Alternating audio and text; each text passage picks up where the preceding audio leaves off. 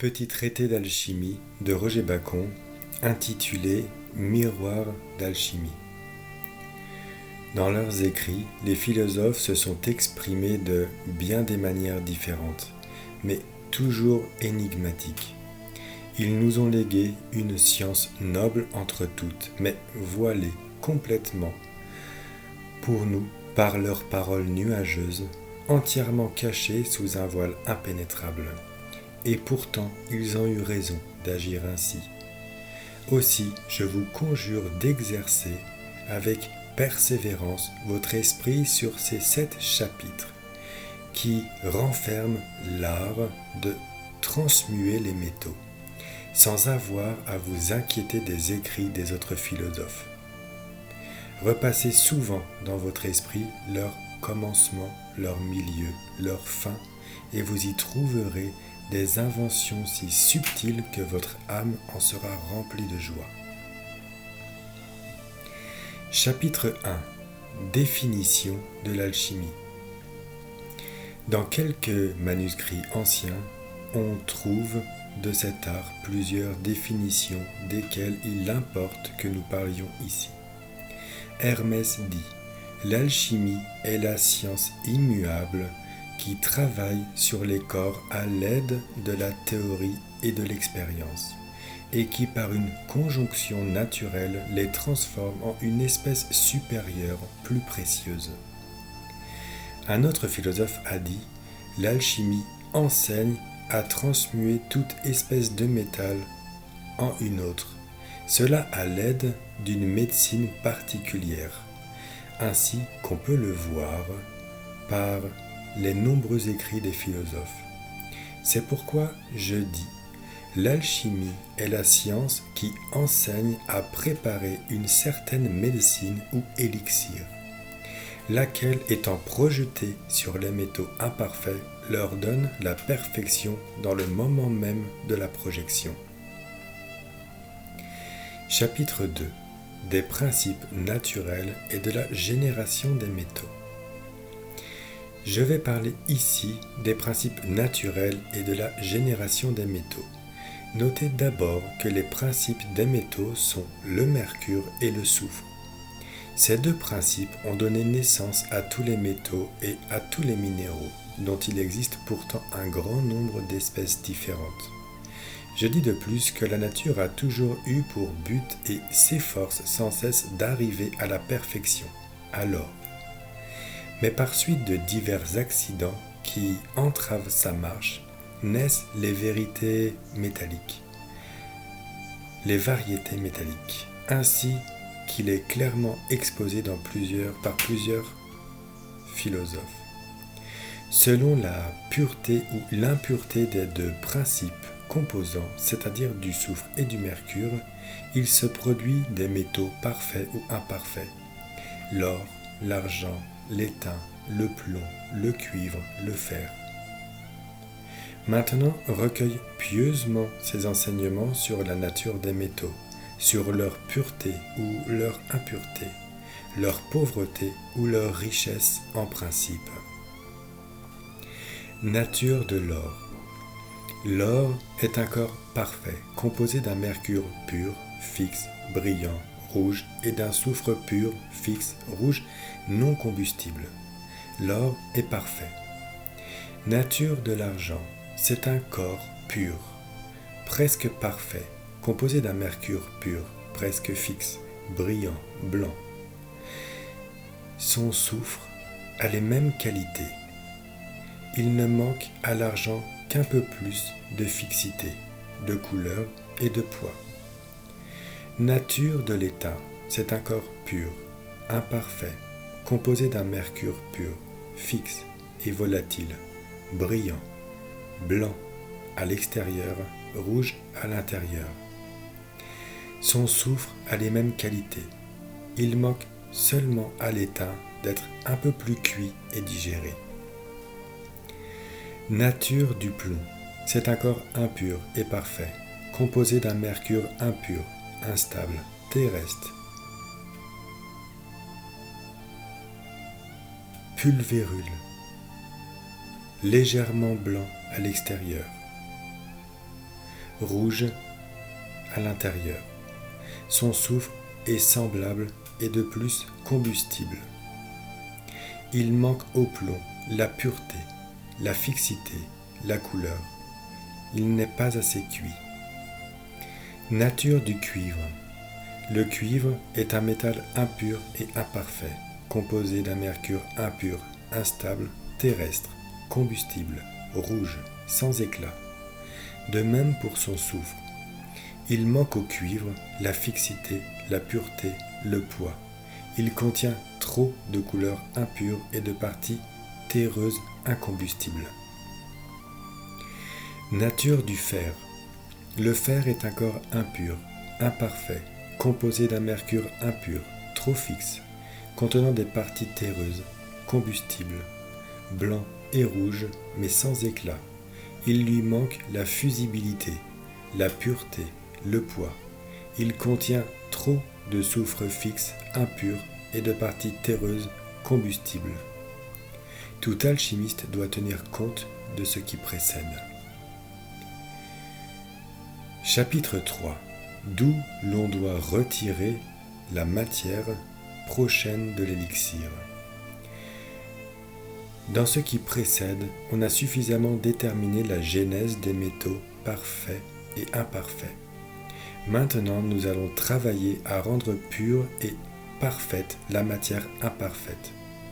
Il ressort des chapitres précédents que tous les métaux sont composés de mercure et de soufre, que l'impureté et l'imperfection des composants se trouvent dans le composé.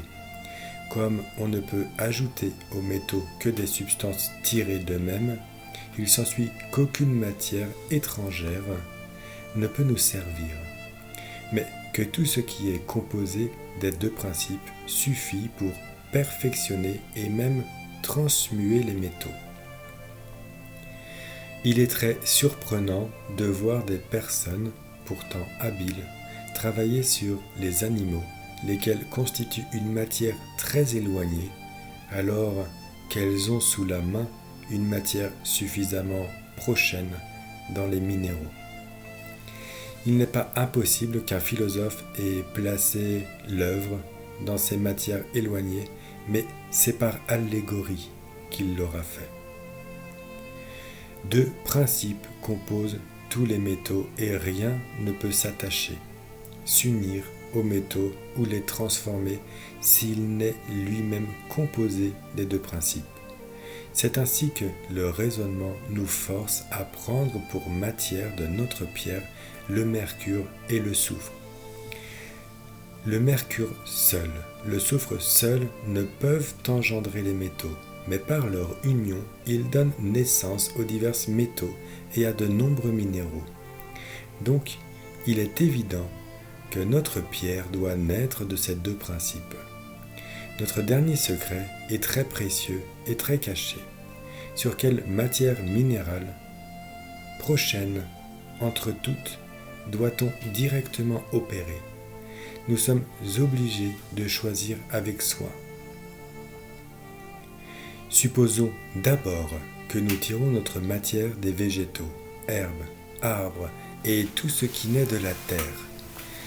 Il faudra en extraire le mercure et le soufre par une longue cuisson, opération que nous repoussons, puisque la nature nous offre du mercure et du soufre tout fait.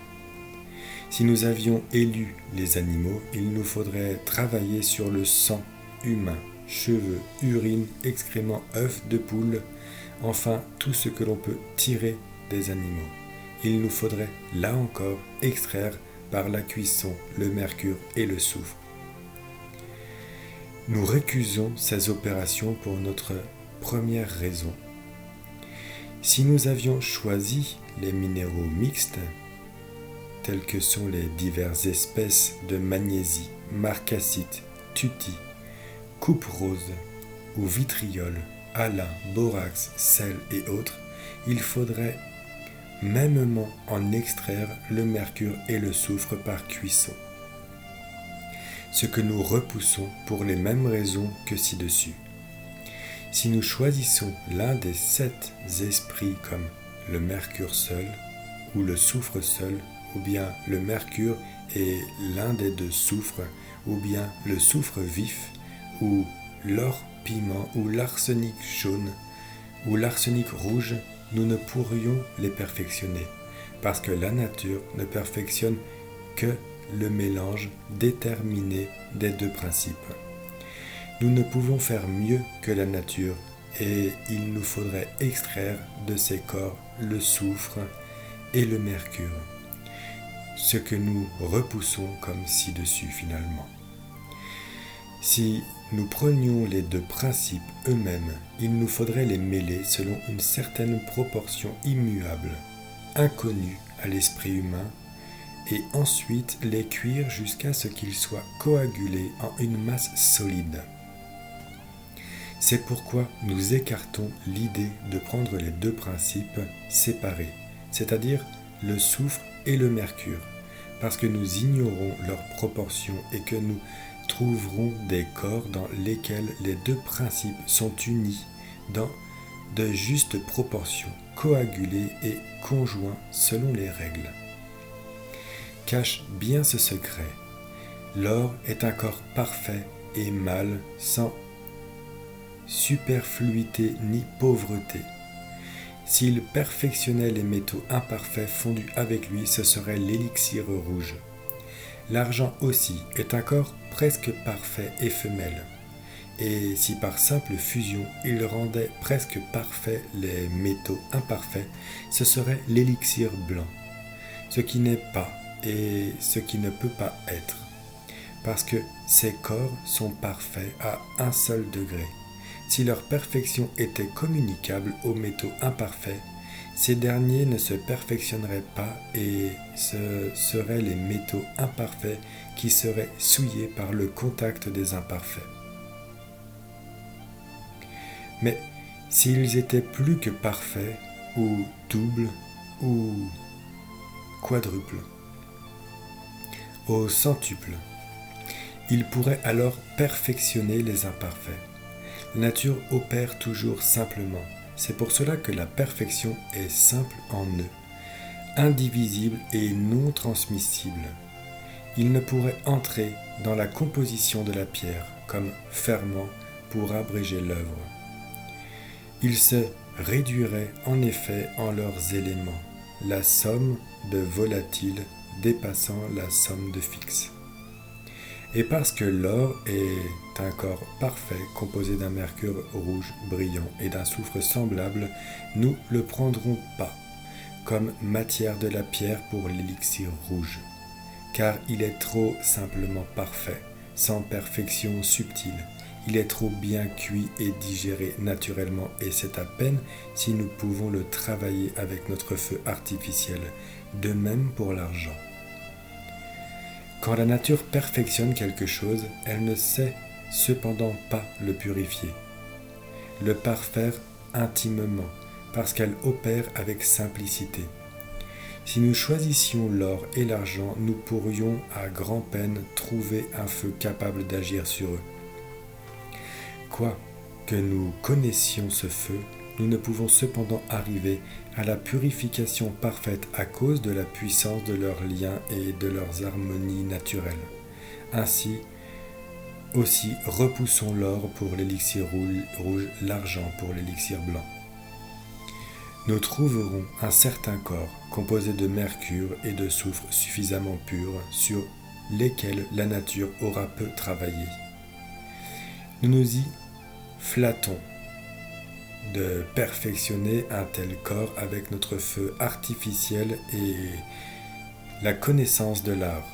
Nous le soumettrons à une cuisson convenable, le purifiant, le colorant et le fixant selon les règles de l'art.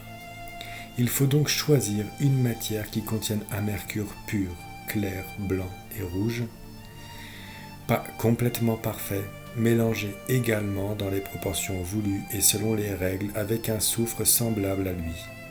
Cette matière doit être coagulée en une masse solide et telle qu'à l'aide de notre science et de notre prudence, nous puissions parvenir à la purifier intimement, à la perfectionner par notre feu et à la rendre telle qu'à la fin de l'œuvre, elle soit des milliers de 1000 fois plus pure et plus parfaite que les corps ordinaires cuits par la chaleur naturelle.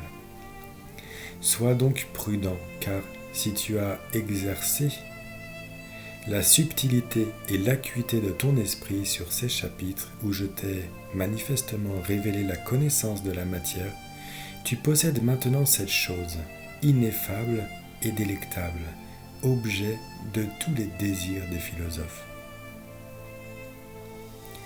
Chapitre 4. De la manière de régler le feu et de le maintenir.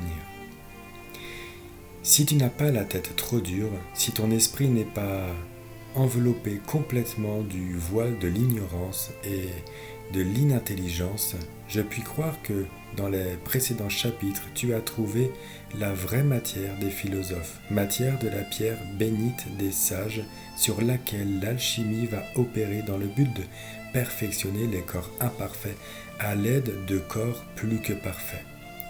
La nature ne nous offrant que des corps parfaits ou imparfaits, il nous faut rendre indéfiniment parfaite par notre travail la matière nommée ci-dessus. Si nous ignorons la manière d'opérer, quelle en est la cause, sinon que nous n'observons pas comment la nature perfectionne chaque jour les métaux? Nous voyons-nous pas que dans les mines, les éléments grossiers se cuisent tellement et s'épaississent si bien par la chaleur constante existant dans les montagnes, qu'avec le temps elles se transforment en mercure? Que la même chaleur, la même cuisson transforme les parties grasses de la terre en soufre? Que cette chaleur appliquée longtemps à ces deux principes engendre selon leur pureté ou leurs impuretés tous les métaux? Ne voyons-nous pas que la nature produit et perfectionne tous les métaux par la seule cuisson? Ô folie infinie, qui donc, je vous le demande, qui donc vous oblige à vouloir faire la même chose à l'aide de régimes bizarres et fantastiques? C'est pourquoi un philosophe a dit « Malheur à vous qui voulez surpasser la nature et rendre les métaux plus que parfaits par un nouveau régime, fruit de votre entêtement insensé. Dieu a donné à la nature des lois immuables, c'est-à-dire qu'elle doit agir par cuisson continue.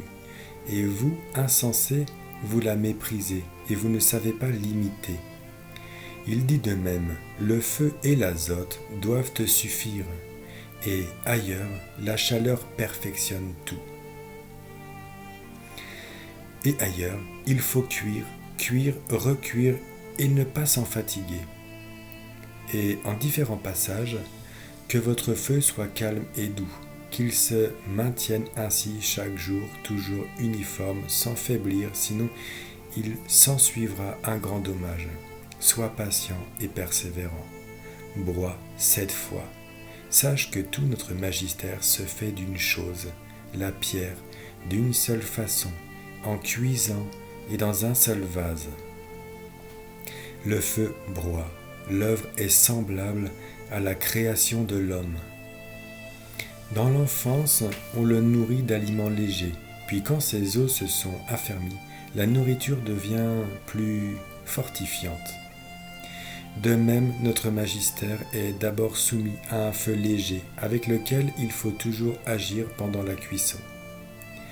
Mais quoique nous parlions sans cesse de feu modéré, nous sous-entendons néanmoins que dans le régime de l'œuvre, il faut l'augmenter peu à peu et par degrés jusqu'à la fin. Chapitre 5. Du vaisseau et du fourneau. Nous venons de déterminer la manière d'opérer. Nous allons maintenant parler du vaisseau et du fourneau, dire comment et avec quoi ils doivent être faits. Lorsque la nature cuit les métaux dans les mines à l'aide du feu naturel, elle ne peut y parvenir qu'en employant un vaisseau propre à la cuisson. Nous nous proposons d'imiter la nature dans le régime du feu. Imitons-la donc aussi pour le vaisseau. Examinons l'endroit où s'élaborent les métaux. Nous voyons d'abord manifestement dans une mine. que sous la montagne il y a du feu, produisant une chaleur égale, dont la nature est de monter sans cesse. En s'élevant, elle dessèche et coagule l'eau épaisse et grossière contenue dans les entrailles de la terre et la transforme en mercure. Les parties onctueuses, minérales de la terre sont cuites, rassemblées dans les veines de la terre et coulant à travers la montagne. Elles engendrent le soufre, comme on peut l'observer dans les filons des mines. Le soufre né des parties onctueuses de la terre rencontre le mercure. Alors a lieu la coagulation de l'eau métallique. La chaleur continuant à agir dans la montagne, les différents métaux apparaissent après un temps très long. On observe dans les mines une température constante. Nous pouvons en conclure que la montagne qui renferme des mines est parfaitement close de tous côtés par des rochers. Car si la chaleur pouvait s'échapper, jamais les métaux ne naîtraient. Si donc nous voulons imiter la nature, il faut absolument que nous ayons un fourneau semblable à une mine. Non par sa grandeur, mais par une disposition particulière telle que le feu placé dans le fond ne trouve pas d'issue pour s'échapper quand il montera, en sorte que la chaleur soit réverbérée sur le vase clos avec soin qui referme la matière de la pierre. Le vaisseau doit être rond, avec un petit col. Il doit être en verre ou en une terre aussi résistante que le verre. On en fermera hermétiquement l'orifice avec un couvercle et du bitume. Dans les mines, le feu n'est pas en contact immédiat avec la matière du soufre et du mercure. Celui-ci en est séparé par la terre et la montagne. De même, le feu ne doit pas être appliqué à nu au vaisseau qui contient la matière, mais il faut placer ce vaisseau dans un autre vase fermé avec autant de soin que lui, de telle sorte qu'une chaleur égale agisse sur la matière, en haut, en bas, partout où il sera nécessaire. C'est pourquoi Aristote dit dans La Lumière des Lumières que le mercure doit être cuit dans un triple vaisseau en verre très dur, ou, ce qui vaut mieux, en terre possédant la dureté du verre. Chapitre 6. Des couleurs accidentelles et essentielles qui apparaissent pendant l'œuvre. Ayant élu la matière de la pierre, tu connais de plus la manière certaine d'opérer. Tu sais à l'aide de quel régime on fait apparaître les diverses couleurs en cuisant la pierre. Un philosophe a dit « Autant de couleurs, autant de noms pour chaque couleur nouvelle apparaissent dans l'œuvre. » Les alchimistes ont inventé un nom différent. Ainsi, à la première opération de notre pierre, on a donné le nom de putréfaction, car notre pierre est alors noire. Lorsque tu auras trouvé la noirceur, dit un autre philosophe, sache que dans cette noirceur se cache la blancheur et il faut l'en extraire.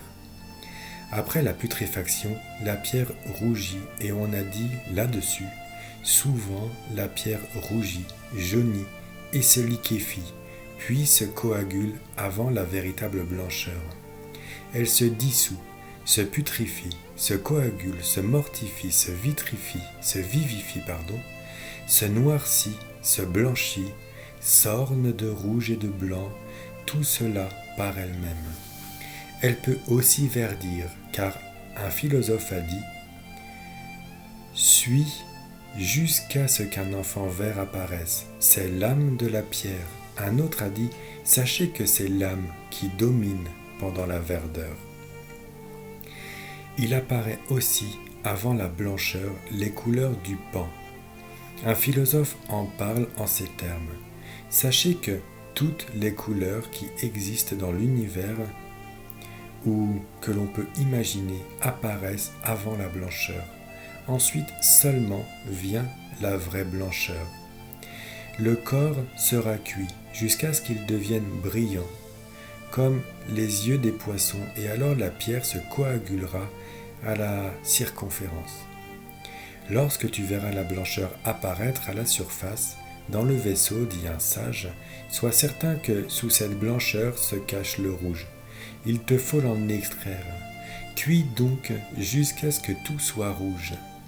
Il y a enfin entre le rouge et le blanc une certaine couleur cendrée, de laquelle on a dit, après la blancheur, tu ne peux plus te tromper, car en augmentant le feu, tu arriveras à une couleur grisâtre. Ne méprise pas la cendre, dit un philosophe, car avec l'aide de Dieu, elle se liquéfiera afin d'apparaître. Enfin, apparaît le roi couronné de diadème rouge, si Dieu le permet. Chapitre 7. De la manière de faire la projection sur les métaux imparfaits. Comme je l'avais promis, j'ai traité jusqu'à la fin notre grande œuvre Magistère béni, préparation des élixirs blancs et rouges. Maintenant, nous allons parler de la manière de faire la projection. Complément de l'œuvre, attendu et désiré avec impatience. L'élixir rouge jaunit à l'infini et transforme en or pur tous les métaux. L'élixir blanc blanchit à l'infini et donne aux métaux la blancheur parfaite. Mais il faut savoir qu'il y a des métaux plus éloignés que d'autres de la perfection et inversement. Il y en a qui sont plus prochains, quoique tous les métaux soient également amenés à la perfection par l'élixir, ceux qui sont prochains deviennent parfaits plus rapidement, plus complètement, plus intimement que les autres. Lorsque nous aurons trouvé le métal le plus prochain, nous écarterons tous les autres. J'ai déjà dit quels sont les métaux prochains et éloignés, et lequel est le plus près de la perfection. Si tu es suffisamment sage et intelligent, tu le trouveras. Dans un précédent chapitre, indiqué sans détour, déterminé avec certitude. Il est hors de doute que celui qui a exercé son esprit sur ce miroir trouvera par son travail la vraie matière. Il saura sur quel corps il convient de faire la projection de l'élixir pour arriver à la perfection.